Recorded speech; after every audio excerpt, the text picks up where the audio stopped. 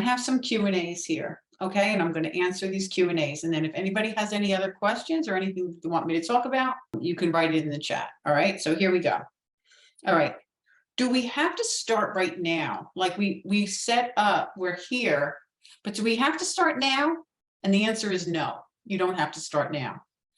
It's the main reason for offering this now when I did is because when we get closer to the holidays, it's the last thing you want to think about because you feel overwhelmed. So adding another thing doesn't feel right. Even though it really is the best thing that you could do, it still doesn't feel like it is. So that's the main reason I offer it now. Now, the benefit or the bonus of having it now is there are classes up there where you can get started now if you want to. We have a community on Facebook that if you are getting started now, and there are others who are getting started now, then you can connect on there. It's just so much more fun when we have company. So there's the answer to that question, okay? Now, when is the best time to start? If the house is neat, most of the time. The best time to start when the house is neat most of the time is probably mid-November, end of November.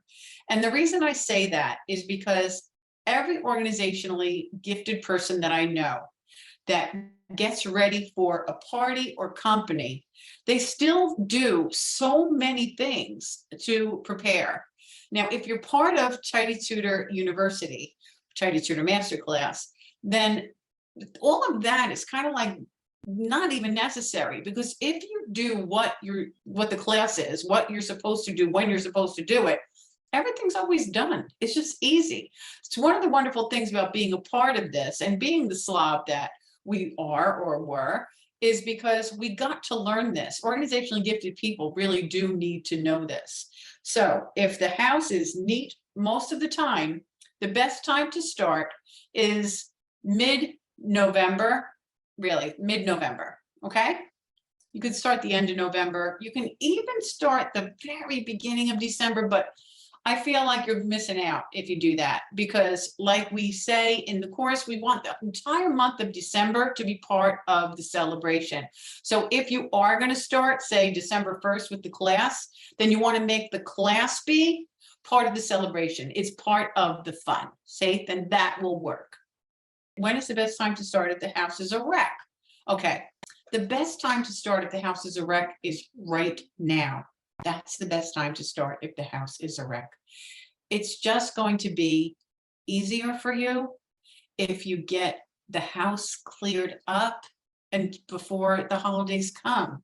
It actually is a beautiful added benefit of starting now, because you have a real goal. Like, we need goals, we need something to shoot for, or we feel like we have all day, we've got all the time in the world, we don't go for it. But if we have a goal, like I'm going to have the entire house cleared of clutter and clean and organized by December 1st, then you have a target to hit. And so it's most likely going to happen. You have more motivation, and this would be the best time to start now. The sooner, the better. So if you are watching this and whenever it is that you signed up, then it's now. That's the best time to start if the house is a wreck. Okay. All right. So there's that. When's the best time to start in general? The best time to start in general is, I guess it's almost like the other question, except that here's the thing. Most organizationally gifted people, even though the house is together and everything, if they're having an event, they've got still a lot of stuff to do. They always are totally consumed with getting the stuff done before the event. So this is what I would say. I would say really dig into the Tidy Tutor Masterclass and master it.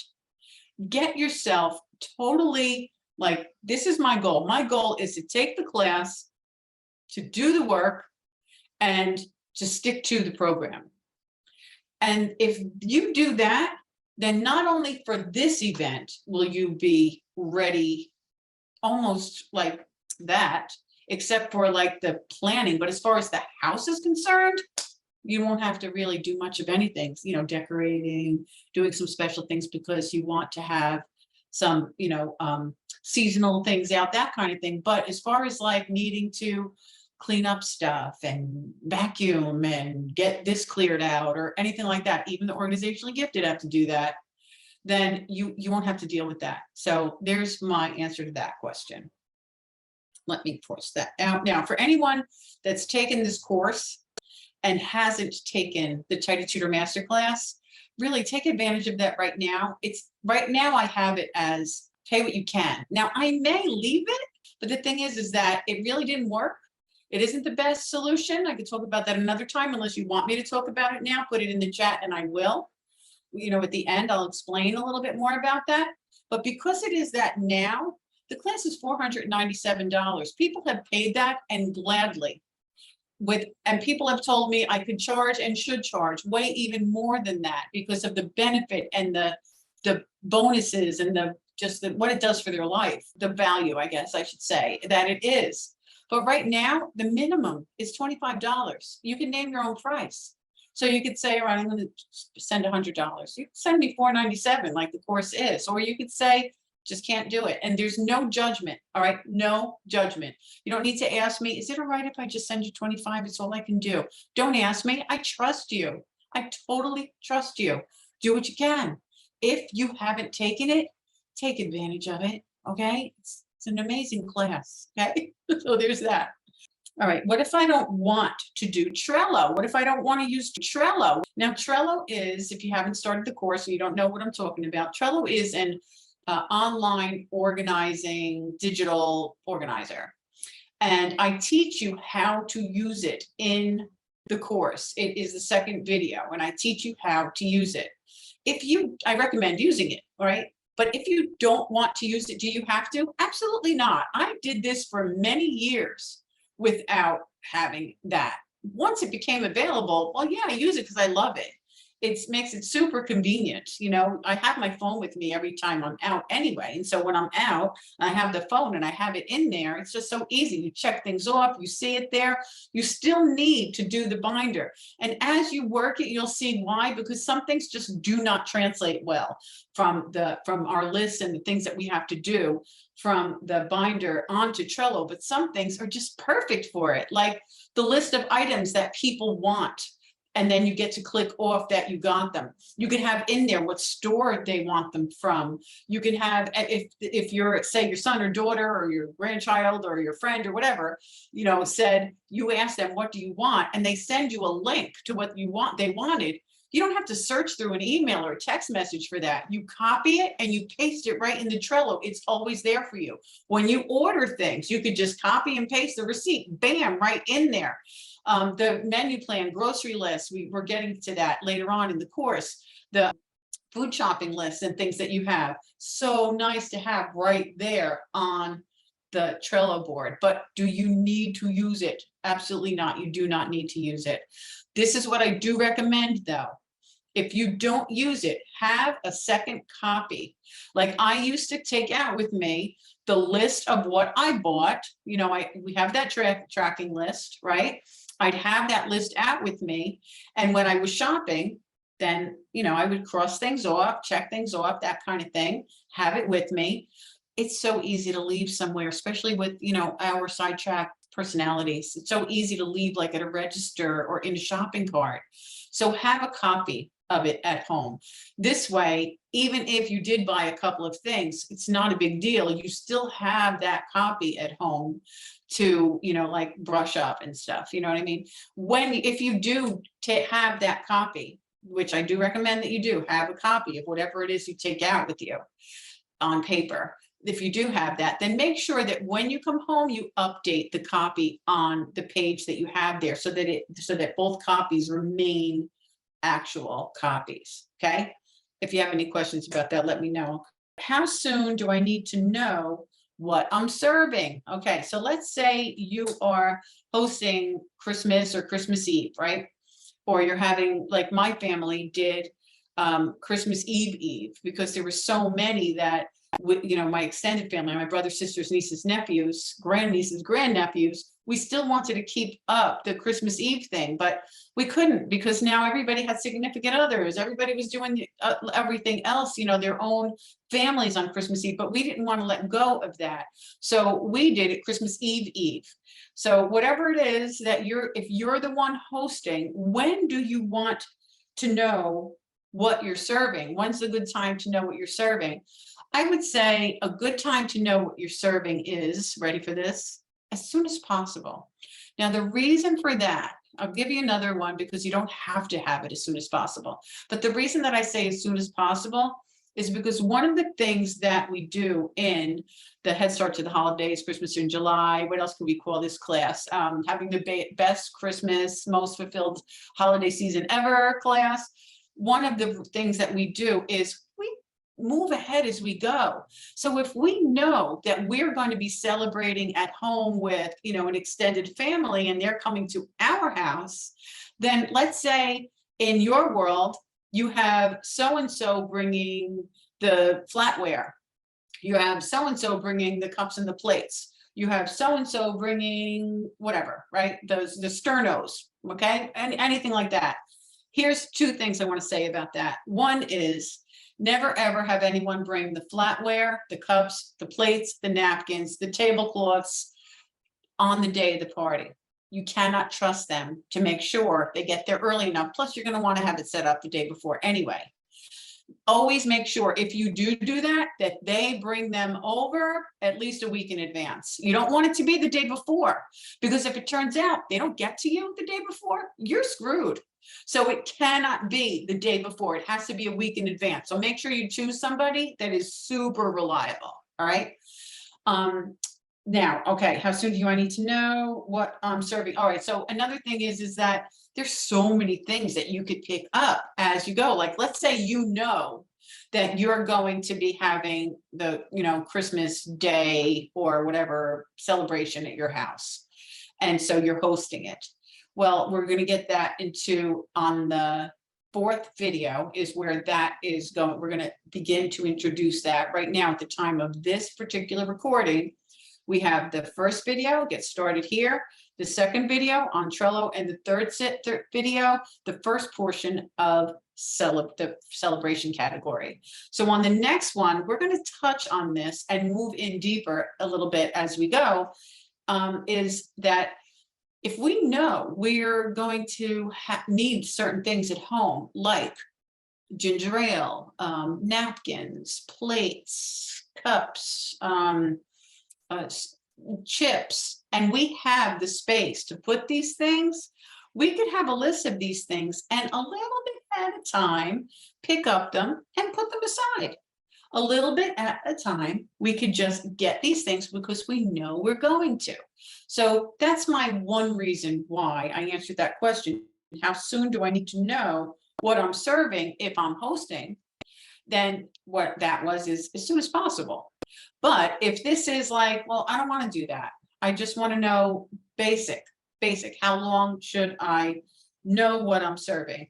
I would say 4 weeks. It would be good to know 4 weeks ahead of time what you're serving. 2 weeks at the very minimum. I wouldn't do past 2 weeks what you're serving. Okay, so there's that. Crossing that off. Another question, when should I get the RSVP? Let's say you're having people over. When should I say ask them as soon as possible, like Labor Day, you know, like the day after Christmas.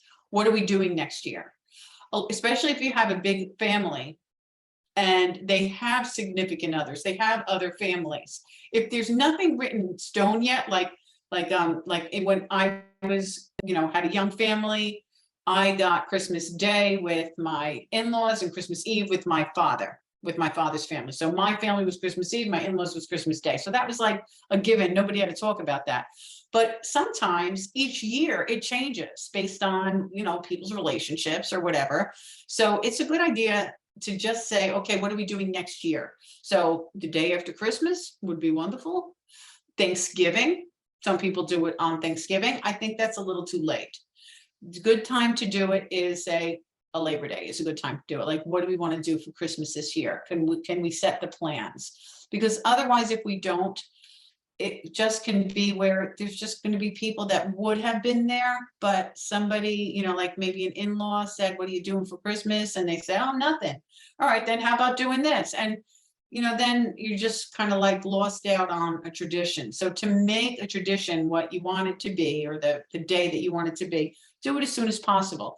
It's a good idea to say, make sure you ask so-and-so's mom about what's going on with her, to all of your kids or whatever, and so that they will, we can really synchronize this.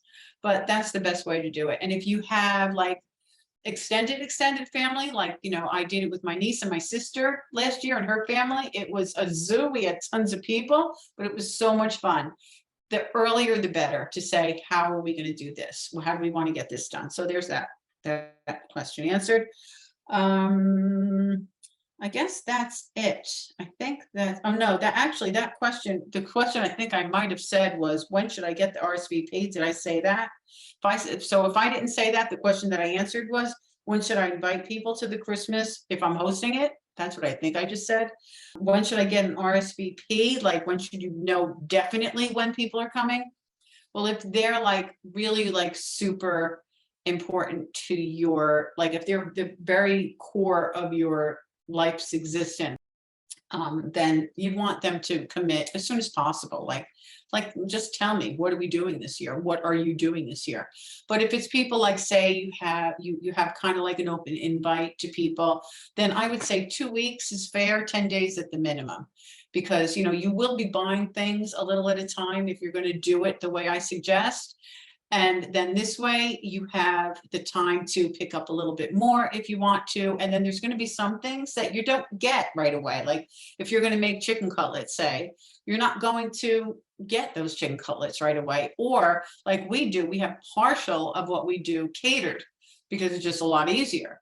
And so you're going to have to put an order in. So 10 days minimum, I would say it's fair to tell people, please, you need to let me know by this time. Another reason is like chairs, seating. Say you have, you're expecting 15 people and 25 show up, or the opposite.